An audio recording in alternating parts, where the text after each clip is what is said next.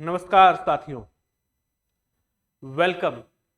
स्वागत है आप सभी का रीजनिंग एक्सप्रेस यूट्यूब चैनल पर। मैं डीसी मिश्रा स्वागत करता हूं आप सभी लोगों का। आइए, स्वागत है। स्वस्थ होंगे, मस्त होंगे आप लोग, ऐसा उम्मीद करता हूं मैं। और ये सकारात्मक उम्मीद है, तो गलत मत साबित करना। स्वस्थ रहना और मस्त रहना भैया, ठीक है।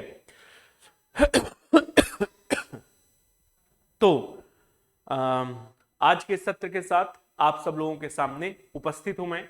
आज का सत्र ये शाम को आरो यारो की परीक्षा के लिए ये सत्र आप सब लोगों के सामने, प्रैक्टिस सेट संख्या 18, ठीक है, आज के सत्र का। तो आइए शुरू करते हैं बिना किसी देरी के आज के सत्र के क्वेश्चंस को। चलिए जुड़ जाइए। पहला क्वेश्चन काहे का दे दिया भाई। शब्द प्रिवेंटिव में वर्णों के ऐसे कितने युग्म हैं जिनमें से प्रत्येक के बीच उतने ही वर्ण आते हैं जितने अंग्रेजी वर्णमाला में उनके मध्य आते हैं। ओके, तो अल्फाबेटिकल सीरीज से संबंधित क्वेश्चन है। इस टाइप का क्वेश्चन अक्सर हम लोगों को देखने को मिल जाता है। क्वेश्चन ये है कि प्रिवेंटिव नामक एक शब्द दिया गया, ठीक है, प्रिवेंटिव नामक एक शब्द दिया गया। इस शब्द में हमको पेयर ऑफ लेटर्स यानी अक्षरों का जोड़ा फाइंड आउट करने के लिए कह रहा है, और इस अक्षरों के जोड़े में उतने ही अक्षर होने चाहिए उन अक्षरों के बीच में जितने कि यहां उनके बीच शब्द में है, उतने ही अक्षर वहां अंग्रेजी वर्णमाला में भी होने चाहिए। उदाहरण के तौर पर जैसे मैं एक शब्द लेता हूं बॉय, BOY, ठीक। अब ये छोटा सा शब्द है उदाहरण के लिए, तो उसने कहा है पेयर ऑफ लेटर्स। तो क्या बी और ओ एक पेयर ऑफ लेटर्स बन सकते हैं क्या? बी और ओ एक पेयर ऑफ लेटर्स बन सकते हैं क्या? कैसे? बी और ओ के बीच में इस शब्द में कितने अक्षर आ रहे हैं? 0। बी और ओ के बीच में कोई और शब्द नहीं दिया गया ना, ठीक है। अच्छा, बी और ओ के बीच में अगर यहां पर कोई भी शब्द नहीं है तो ओ और बी यानी बी और ओ के बीच में अल्फाबेटिकल सीरीज में कितने अक्षर आते हैं? 12 अक्षर।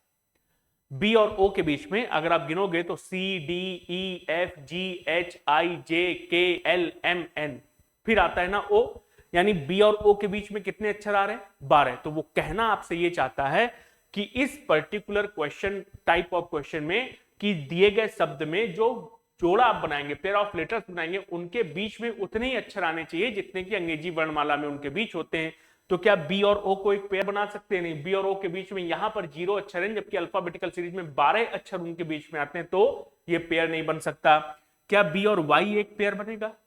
नहीं भैया, बी और वाई के बीच में बहुत सारे अक्षर आते हैं, यहां पर एक ही अक्षर आ रहा, क्या पेयर बनेगा? नहीं। क्या ओ और वाई एक पेयर बनेगा? क्या नहीं।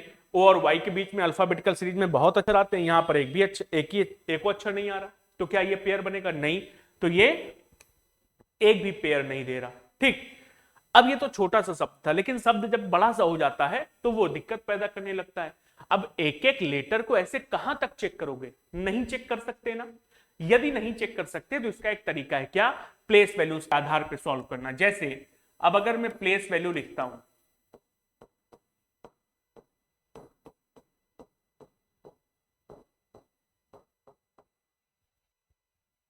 ये प्लेस वैल्यू लिख ली भैया, प्लेस वैल्यू आनी चाहिए, क्योंकि अगर प्लेस वैल्यू नहीं आती तो आप इस तरह के क्वेश्चन को सॉल्व नहीं कर सकते। ये बात समझ लीजिए। सॉल्व करेंगे तो बहुत समय लेकर के सॉल्व करेंगे, उतने समय में दूसरे 5 क्वेश्चन को आप सॉल्व कर सकते हो, इसलिए बेहतर है कि फिर इस क्वेश्चन को तुम छोड़ दो। हालांकि छोड़ना कोई बुद्धिमानी नहीं है, क्योंकि अल्फाबेटिकल सीरीज से जुड़े हुए 3 या 4 क्वेश्चन आपको डायरेक्टली इनडायरेक्टली परीक्षा में मिलेंगे ही मिलेंगे। तो भैया अल्फाबेटिकल सीरीज की प्लेस वैल्यू आनी चाहिए, कंपलसरी है, मस्ट है, ठीक। और मैं हर क्लास में बोलता हूं कि रीजनिंग एक्सप्रेस ऐप में अल्फाबेटिकल सीरीज की प्लेस वैल्यूज का एक टॉपिक है जो कि फ्री है, उसको जा करके पढ़ लो, ऐप डाउनलोड करके पढ़ लो उसको, ठीक। अब देखो, अब यहां पर जब प्लेस वैल्यू मैंने लिखी तो प्लेस वैल्यू के आधार पर कैसे पेयर बना सकते हैं? लेटर टू लेटर नहीं, नंबर टू नंबर चेक करेंगे तो जल्दी मिल जाएगा, ठीक है। जैसे 16 18 बीच में एक नंबर आएगा, यहां पर एक भी नहीं होगा। 5 16 22 नहीं बन सकता। 18 14 बन सकता है क्या? हाँ देखो, एन से आर का प्लेस वैल्यू अगर हम बनाते हैं तो NOPQR, N और R के बीच में 3 अक्षर होते हैं, यहां पर भी N और R के बीच में 3 अक्षर हैं, तो NR एक पेयर बन जाएगा। और आगे बढ़ते हैं इधर पे, तो 20 और 22 देखो एक पेयर मिल रहा है T से V, 20, 21, 22, T और V के बीच में एक अक्षर होता है, यहां पर भी एक अक्षर है। उतने ही अक्षर होने चाहिए, वही अक्षर होना चाहिए इससे मतलब नहीं, उतने ही अक्षर होने चाहिए, ठीक है। तो TV एक पेयर बन जाएगा, ये 2 पेयर तो सीधे सीधे नजर आ गए। और कोई पेयर बनेगा, 5 से इधर आएंगे तो 16, 10, 11, 12, 13, 14, 15, नहीं बनेगा। फिर इधर से और 9 से आई से कुछ बनेगा, 5 से 9, 6, 7, 8, 9 नहीं बनेगा। इधर 9 से वापस आने पर 10, 11, 12, 13, 14, 15, 16, देखो आई से बी बन रहा है, आई से पी, ये भी तो एक पेयर बन रहा है, ठीक, आई से पी का।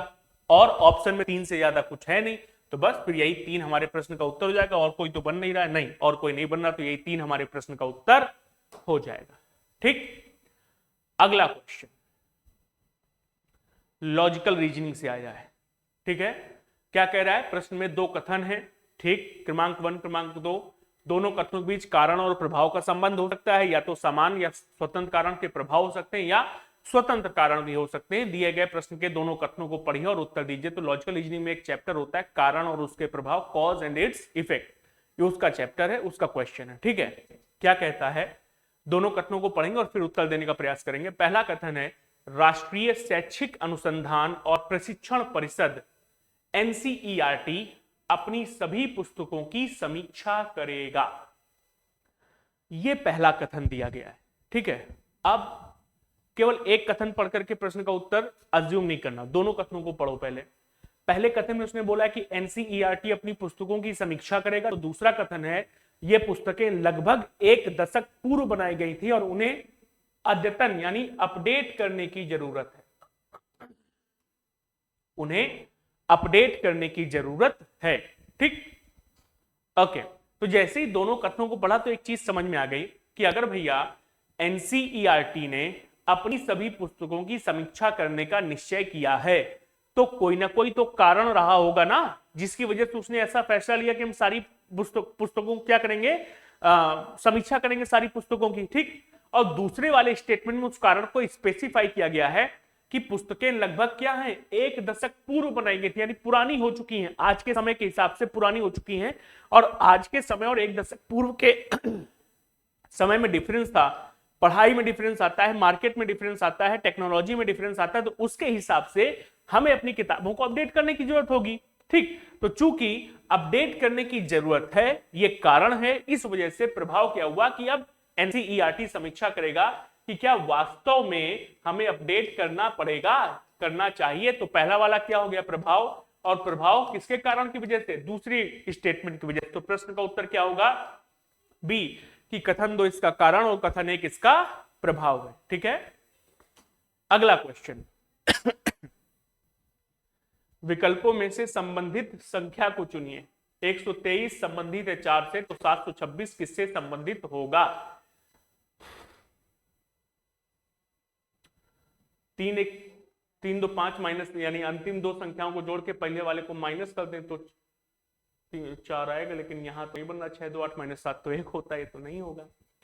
और कुछ चलेगा, 123 4, 123 4, 123 12/3। देखो भैया, ये जो संख्या दी गई है, क्या दिख रहा है, पहली 2 संख्याओं से अगर हम तीसरी संख्या को भाग कर दें तो 12/3 कितना होता है, 4। सिमिलरली यदि पहली 2 संख्या 72 को 6 से भाग दे दें तो कितना आता है, 12। 12 6 72 होता है, 12 ऑप्शन में भी दिख रहा है, तो ऑप्शन नंबर डी 12 ही हमारे प्रश्न का उत्तर हो जाएगा, ठीक है।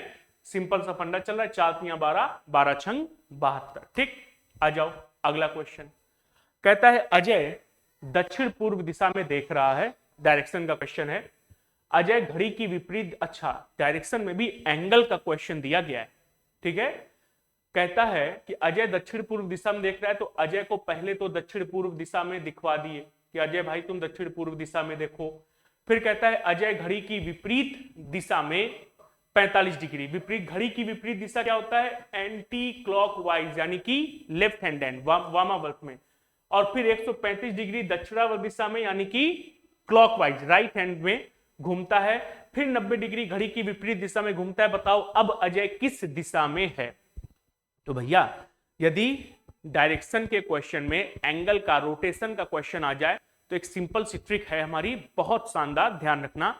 सेम एंगल्स को, सेम एंड के एंगल्स को जोड़ लेंगे, अपोजिट एंड के एंगल्स को माइनस कर लेंगे। जैसे यहां पर घड़ी की विपरीत दिशा यानी एंटी क्लॉकवाइज यानी लेफ्ट में कितना जाता है 45, फिर 90 डिग्री भी कहां जाता है लेफ्ट में, दोनों को जोड़ लो कितना आ गया 135 डिग्री लेफ्ट आ गया। ठीक, अगला एंगल क्या है 135 डिग्री राइट, तो 135 डिग्री राइट हो गया। अब लेफ्ट लेफ्ट यानी सेम एंड को जोड़ लिया था, अपोजिट एंड को क्या कर देंगे माइनस, तो कितना आ गया 0 आ गया।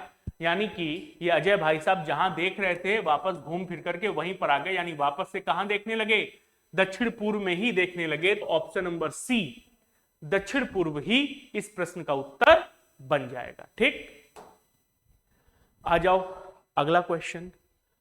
फिजियोलॉजी जीव विज्ञान से उसी तरह संबंधित है जैसे मेटाफिजिक्स से संबंधित है, यानी मेटाफिजिक्स से कौन संबंधित होगा जानना चाहता है। ठीक है, फिजियोलॉजी यानी शरीर विज्ञान का संबंध किससे दिया गया है, जीव विज्ञान से। फिजियोलॉजी में जीव विज्ञान से संबंधित है, शरीर का विज्ञान होता है, जीव विज्ञान से संबंधित है। तो मेटाफिजिक्स का संबंध किससे होगा? बहुत सारे लोग इसका आंसर क्या करेंगे, भौतिकी, जो कि सही नहीं है। फिजिक्स लगी है इसका मतलब भौतिकी नहीं हो जाए। ठीक है, मेटाफिजिक्स का संबंध किससे हो जाएगा यहां पर, भौतिकी से नहीं, सांख्यिकी से नहीं, गणित से नहीं, किससे होगा, दर्शन शास्त्र से, फिलॉसफी से। ठीक है, ये फंसाने वाला क्वेश्चन है। फिजियोलॉजी का संबंध जीव विज्ञान से है तो मेटाफिजिक्स का संबंध किससे हो जाएगा, दर्शन शास्त्र यानी फिलॉसफी से हो जाएगा। मेटाफिजिक्स का मतलब क्या होता है, इसका मतलब होता है तत्व मीमांसा। ठीक है, तत्व मीमांसा, इसका अध्ययन करते हैं, दर्शन शास्त्र का ही एक पार्ट है। जैसे फिजियोलॉजी जीव विज्ञान का एक पार्ट होता है, वैसे ही दर्शन शास्त्र यानी कि मेटाफिजिक्स, तत्व मीमांसा दर्शन शास्त्र का एक पार्ट होता है, जिसमें वास्तविकता का अध्ययन किया जाता है, अस्तित्व का अध्ययन किया जाता है तत्व मीमांसा के अंतर्गत। तो ऑप्शन नंबर डी इसका उत्तर हो जाएगा। ठीक, आओ भाई अगला क्वेश्चन।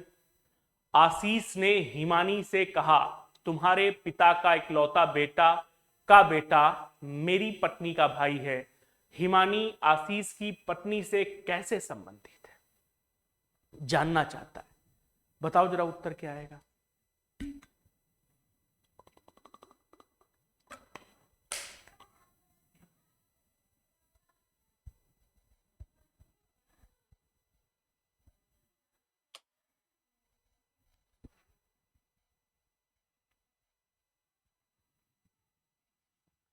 क्या उत्तर आया, आओ देखिए। आशीष ने हिमानी से कहा तुम्हारे पिता का इकलौता बेटा, तो आशीष है और हिमानी है, और हिमानी से आशीष ने कहा है। स्टेटमेंट किसके द्वारा दिया गया है, आशीष के द्वारा। क्या, तुम्हारे पिता का इकलौता बेटा।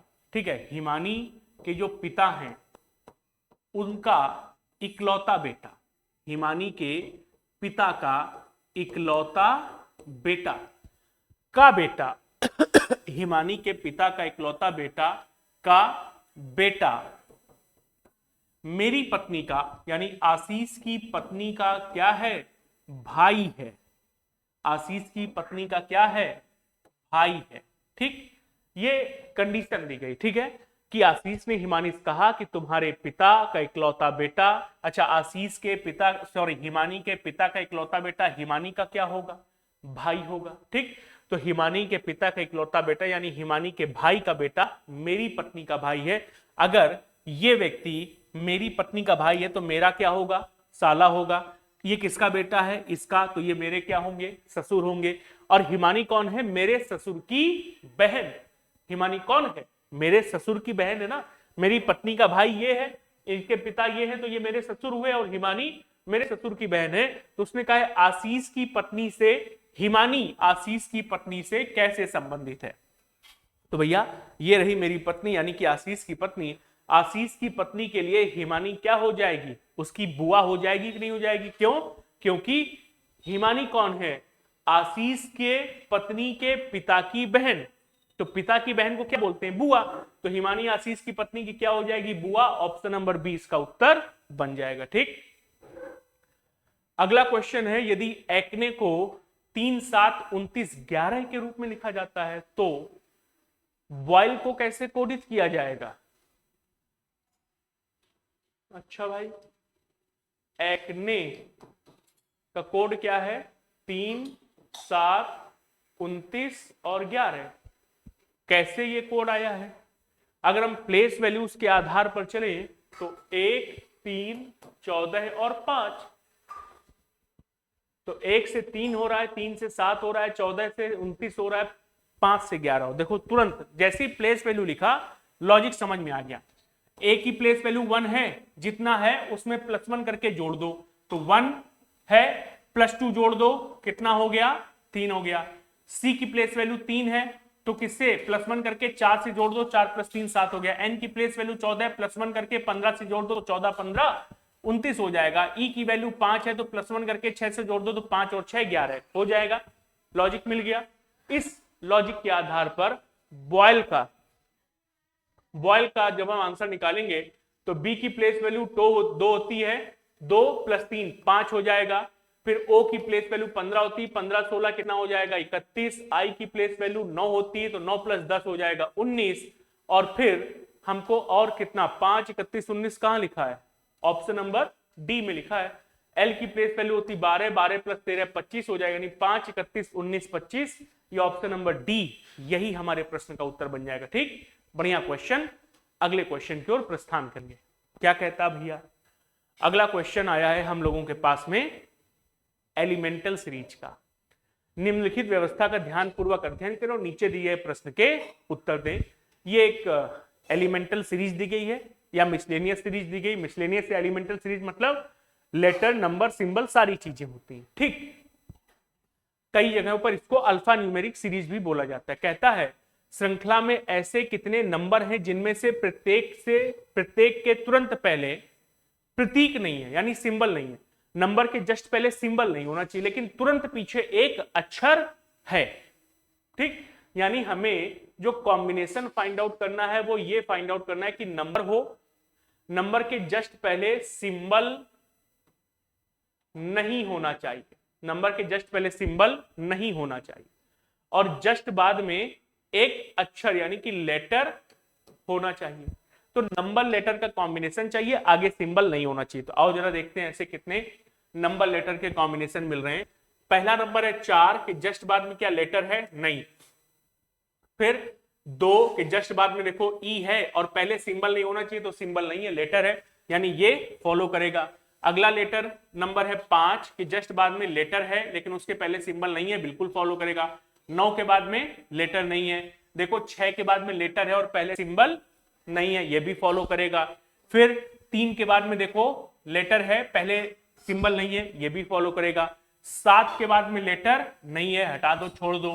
फिर 8 आता है, 8 के बाद में देखो लेटर है बिल्कुल और नंबर नहीं है, सॉरी लेटर सिंबल नहीं होना चाहिए, नहीं है। आगे कोई नंबर हमारे पास बचा नहीं। तो ऐसे कितने हमको नंबर मिले जिनके पहले सिंबल नहीं है लेकिन बाद में लेटर है? तो 1 2 3 4 5 मिले। ऑप्शन में देखो 4 से अधिक दिया है, तो बस 4 से अधिक ही हमारे प्रश्न का उत्तर बन जाएगा। ठीक है, कौन सा चित्र यानी कि वेन डायग्राम लेखक, वकील और गायक के बीच सबसे अच्छा संबंध दर्शाता है? लेखक, वकील और गायक। लेखक, वकील और गायक में से अगर हम संबंध निकालना चाहें तो लेखकों में से कुछ लेखक गायक भी हो सकते हैं और कुछ गायक भी लेखक हो सकते हैं, ऐसा संभव है। वकील भी लेखक मान लेते हैं लेकिन गायक तो नहीं। तो ऐसा कोई संबंध दिया कि कुछ लेखक वकील हो गायक हो सकते हैं? नहीं, ऐसा तो कोई संबंध ही नहीं दिया। तो फिर क्या करें? बाई प्रोफेशन चलें, बाई प्रोफेशन। ठीक है, अगर बाई प्रोफेशन चलते हैं तो लेखक एक अलग प्रोफेशन है, लेखन करना, वकील एक अलग प्रोफेशन होता है, गायन करना एक अलग प्रोफेशन होता है, तीनों ही अलग अलग पेशे से संबंधित हैं। पेशा जो है तीनों का अलग अलग है, और यदि पेशा अलग अलग है तो ऑप्शन नंबर बी तीनों पेशों को अलग अलग दिखा रहा है। एक जगह सिंगर गायक, एक जगह लेखक और एक जगह वकील। ठीक, अगला, शब्दों को सार्थक क्रम में व्यवस्थित करें। 5 शब्द दिए गए भैया, दुर्घटना, न्यायाधीश, डॉक्टर, अधिवक्ता, पुलिस। इनको सही क्रम में अरेंज करना है। क्या आप अरेंज करके दे सकते हैं मुझे? तो दीजिए।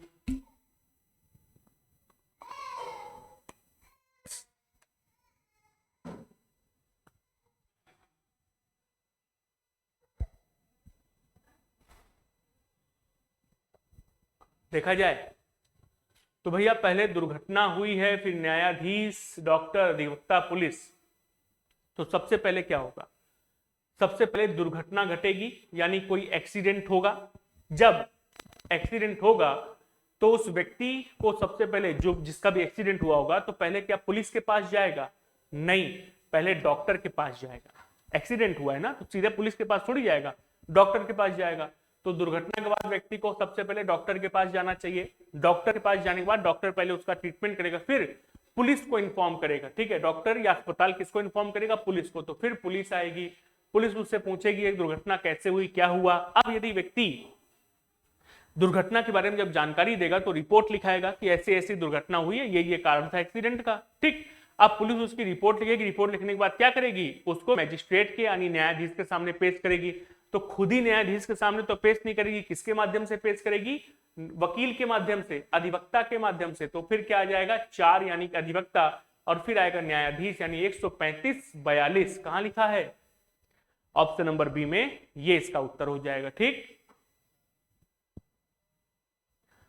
कहता है यदि आने वाला परसों रविवार है तो गत कल से 3 दिन पहले कौन सा दिन था?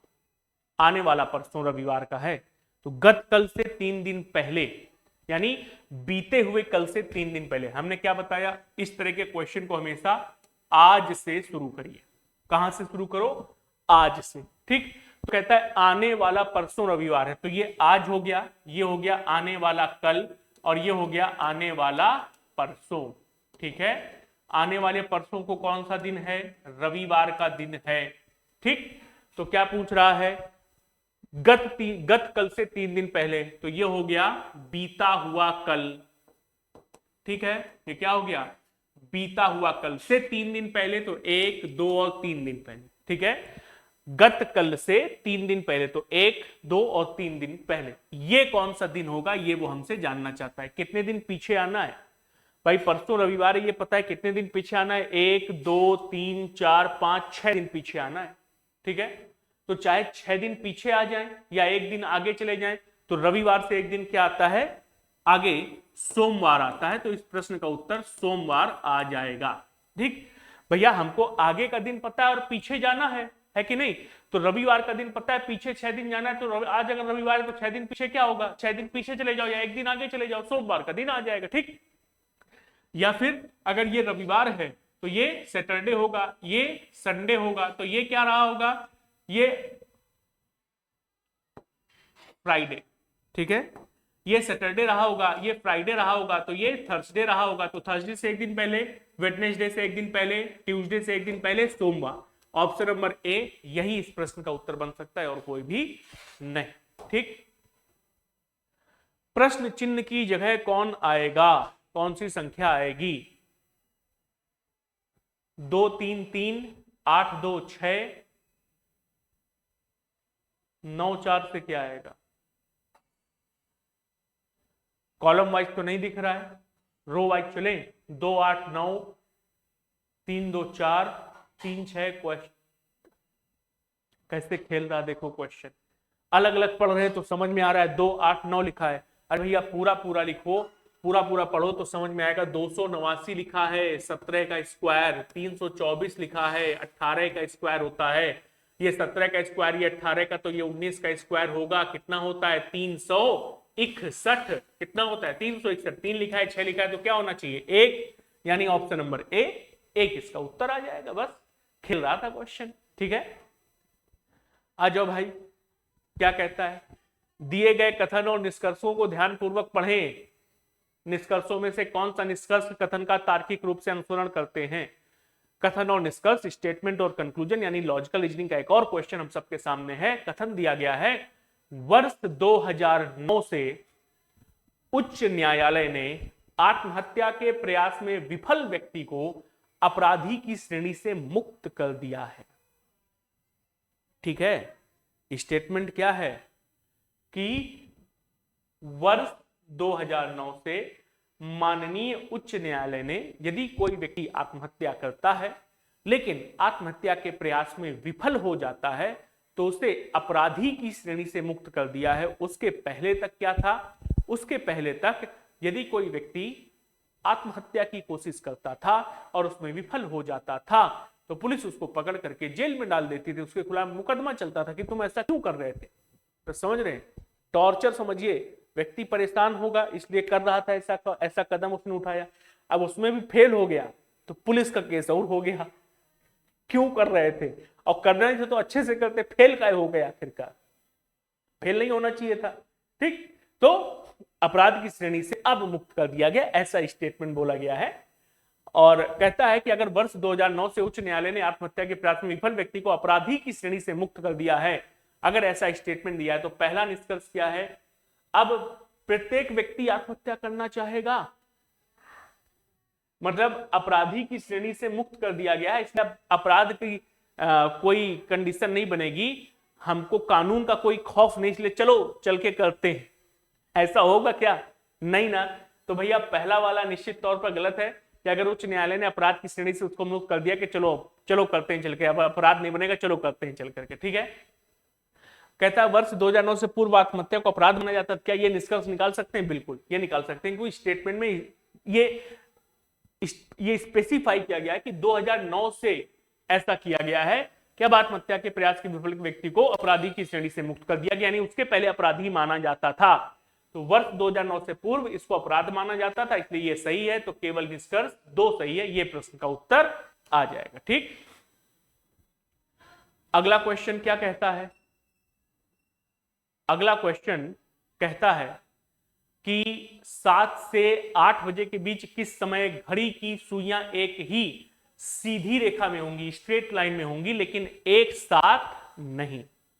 ठीक, तो भैया समझिए, घड़ी में किसी भी 1 घंटे में सीधी रेखा कितनी बार बनती है? 2 बार बनती है, 2 टाइम्स।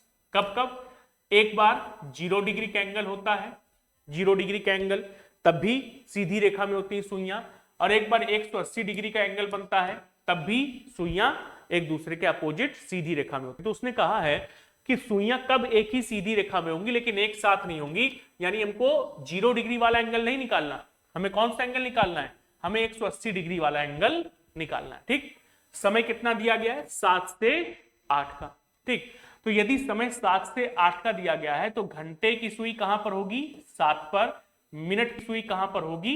12 पर। ठीक, अब इस तरह के क्वेश्चन में मैंने आपको बताया है कि सिर्फ एक संख्या 60/55 से मल्टीप्लाई किया करो। क्या क्या मल्टीप्लाई करना है? मिनट की सुई द्वारा चली गई दूरी को। ठीक, अब हमको क्या करना है? 180 डिग्री का कोण बनाना है, तो घंटे की सुई को 7 पर कांस्टेंट कर दिया, मिनट की सुई को कितना चला दें कि वो घंटे की सुई के जस्ट अपोजिट हो जाए। तो अगर मिनट की सुई 12 से चल करके 1 पर आ जाए, तो अगर घंटे की सुई 7 पर है और मिनट की सुई 1 पर आ जाएगी तो ये दोनों एक दूसरे के जस्ट अपोजिट हो जाएंगी, स्ट्रेट लाइन पर हो जाएंगी, नहीं हो जाएंगी? सिंपल सा फंडा, यदि घड़ी की 2 सुइयों को एक दूसरे के स्ट्रेट लाइन में लाना है, अपोजिट लाना है, तो दोनों के बीच 180 डिग्री का अंतर होना चाहिए, और घड़ी में 1 घंटे के बीच में 30 डिग्री का एंगल बनता है। तो 180 डिग्री का एंगल बनाने के लिए दोनों सुइयों के बीच में 6 घंटे का अंतर कर दो। तो अगर घंटे की सुई 7 पर है तो मिनट की सुई 1 पर आ जाए तो 6 घंटे का अंतर हो जाएगा ना, और 180 डिग्री का एंगल बन जाएगा। ठीक, तो 180 डिग्री का एंगल बनाने के लिए मिनट की सुई को कितना चलना पड़ा? 12 से 1, यानी केवल 5 मिनट चलना पड़ा। इसको सॉल्व कर लो, कितना आ जाएगा? 5 सही 5/11, यानी कि 7:05 सही 5/11 मिनट। ये वो टाइम है जब घड़ी की दोनों सुइयां एक ही सीधी रेखा में स्ट्रेट लाइन में होंगी लेकिन एक साथ नहीं होंगी। ऐसा दिया हुआ है ऑप्शन नंबर ए में, तो यही ऑप्शन नंबर ए हमारे प्रश्न का उत्तर बन जाएगा। ठीक, अगला क्वेश्चन, दिए गए विकल्पों में से उस संख्या का चयन कीजिए जो प्रश्नवाचक चिन्ह के स्थान पर आएगा। नंबर सीरीज का क्वेश्चन है, जरा बताओ भैया क्या उत्तर आएगा इसका। 1.5, 2.3, 3.1, 3.9।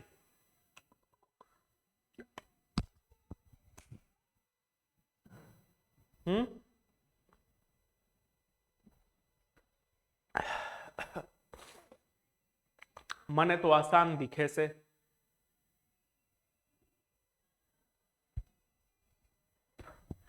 आओ जरा देखा जाए।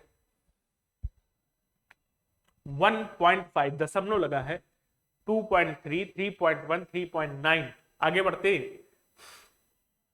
1.5 से अगर हम 2.3 पर जाते हैं तो 0.5 और 0.3 कितना ऐड हो रहा है, 0.8 ऐड हो रहा है। 2.3 से 3.1 7 और 0.1, यहाँ पर भी पॉइंट का 8 ऐड हो रहा है। कह रहे थे ना आसान क्वेश्चन है। यहाँ पर भी पॉइंट का 8 ऐड हो रहा है, तो यहाँ पर भी पॉइंट का 8 ऐड होना चाहिए।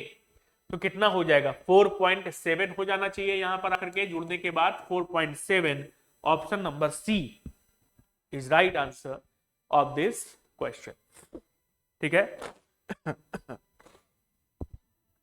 चलो, तो भैया ये आज का सत्र था। 15 क्वेश्चन हम लोगों ने किए आज के सत्र के। आज के सत्र को अब यहीं पर समाप्त करेंगे। ये रीजनिंग एक्सप्रेस की ऑफिशियल ऐप है, डाउनलोड कर सकते हैं आप प्ले स्टोर या ऐप स्टोर से, या फिर इसके डाउनलोड का लिंक क्लास के डिस्क्रिप्शन में भी दिया हुआ है। और दोस्तों इसमें एक बैच है यूपी पुलिस का, उसमें एक क्लास फ्री है। उस बैच जब आप लॉगिन करेंगे, ऐप डाउनलोड करेंगे, लॉगिन करेंगे, ऐप को ओपन करेंगे, तो आपको एक बैच मिलेगा यूपी पुलिस करके। उस बैच को आपको परचेज नहीं करना है, वो आपके ऊपर है परचेज करना है या नहीं करना है। पर उस बैच को जब क्लिक करोगे तो उसमें एक क्लास फ्री दिखाएगा, उसमें लिखा होगा बैच में 1 फ्री कंटेंट इनसाइड। उसको क्लिक करोगे तो अल्फाबेटिकल सीरीज की एक क्लास आपको मिलेगी, लगभग 1 घंटे की क्लास है। उसको देख डालो, जरूर देख डालो, ये बहुत जरूरी है। ठीक है, यदि उस क्लास को देख लोगे तो अल्फाबेटिकल सीरीज आपको परेशान नहीं करेगी। ठीक, इसके साथ साथ आप लोगों की डिमांड पर यूपीपीएससी आरओ एआरओ का बैच, ठीक है, ये भी लाइव हो चुका है। ठीक है, कितने रुपए में, 295 रुपए मात्र में। ठीक है, ये बैच आरओ एआरओ का रीजनिंग का बैच 295 रुपए में, इस बैच में कल से लाइव हो चुका था। ठीक है, तो इस बैच को अब आप परचेज कर सकते हैं, लाइव है ये बैच आपके सामने। ठीक, इस बैच का जो लिंक है, परचेज लिंक है, या इस बैच का जो डायरेक्ट लिंक है, वो भी मैं आपको क्लास के डिस्क्रिप्शन में प्रोवाइड करा दूंगा। साथ ही साथ इस बैच में मंडे से क्लासेस स्टार्ट हो जाएंगी। ठीक है, मंडे से, यानी कि कौन सा दिन पड़ेगा, 3 मार्च। 3 मार्च से इस बैच में क्लासेस स्टार्ट हो जाएंगी। आप में से जिसको भी इस बैच को लेना है वो ले सकता है, जोर जबरदस्ती कोई नहीं भैया, रोना पिटना नहीं मचाना है। ठीक है, यदि आपको उचित लगे, आपको अच्छे से पढ़नी हो रीजनिंग, आरओ एआरओ की परीक्षा के लिए अपने आप को प्रीलिम्स के लिए पूरी तरह से तैयार करना है, कोई भी इफ एंड बट नहीं रखना है, तो इस बैच को आप ले सकते हैं 295 रुपीज में। ठीक है, इसके अलावा आप हमसे जुड़ सकते हैं टेलीग्राम चैनल पर, इस the reasoning express Telegram channel पर क्लिक करके, या इस क्यूआर कोड को स्कैन करके, या इसका ज्वाइनिंग लिंक क्लास के डिस्क्रिप्शन में भी दिया हुआ है, वहां से भी आप ज्वाइन कर सकते हैं। आपको क्लासेस, यूट्यूब की क्लासेस, बैच की क्लासेस और उनका रेगुलर शेड्यूल आपको यहाँ पर शेयर किया जाता है। साथ ही साथ आप अपने डाउट्स को भी हमारे साथ में शेयर कर सकते हैं। ठीक है, तो आज के सत्र को करते हैं यहीं पर समाप्त। अगर यह क्लास आपको पसंद आई हो तो लाइक और कमेंट करना मत भूलना, सब्सक्राइब नहीं किया हो तो कर लो, शेयर कर सकते हो तो कर देना, नहीं तो कोई बात नहीं। ठीक, आज के सत्र को फिलहाल यहीं पर समाप्त करते हैं। आप सबका बहुत बहुत धन्यवाद। सब लोग खुश रहो, मस्त रहो, स्वस्थ रहो। कल फिर मुलाकात होगी, तब तक के लिए धन्यवाद।